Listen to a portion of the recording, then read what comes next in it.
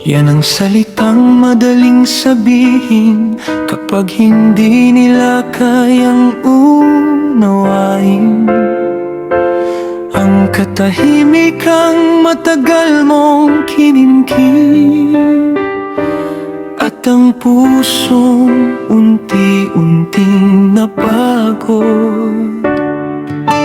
Hindi nila nakita kung ilang gabi kang lumunok ng luha, kung ilang ulit mong piniling manahimik para lang hindi na lumala ang lahat, hanggang sa dumating ang araw na natuto ka ring magsalita, natutong magtampo at aminin na pagod ka rin pala. Madaling husgahan ang taong lumalaban, pero walang nakakita kung paano siya unang nasaktan.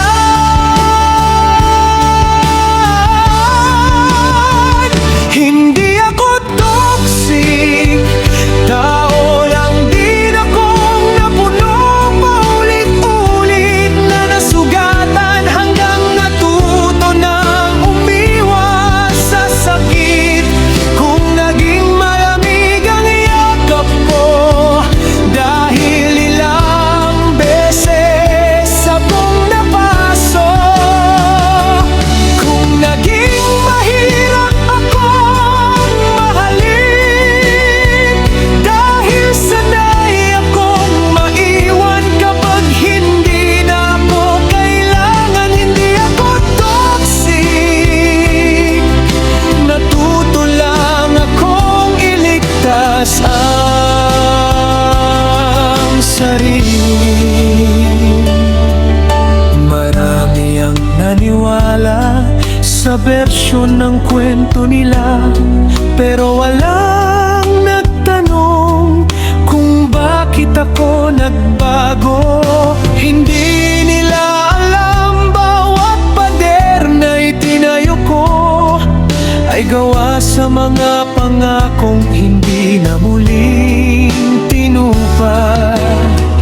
Kung masama man ang tingin nila, hindi ko na iyon kayang kontrolin.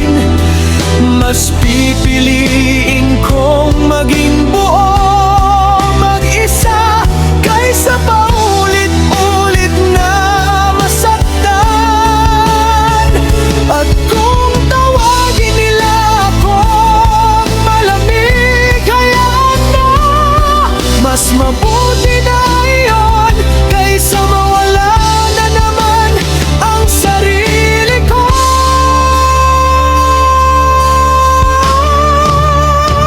Hindi ako toxic, hindi ako perfecto, may mga sugat lang na iniwan ng kahapon.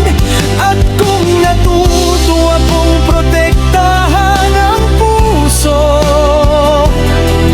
hindi yun kasalanan. Dahil bago nila ako hinusgahan, matagal na akong lumaban nang ako lang mag-isa. Hindi ako toxic, isa lang akong taong napuno, nasaktan at natuto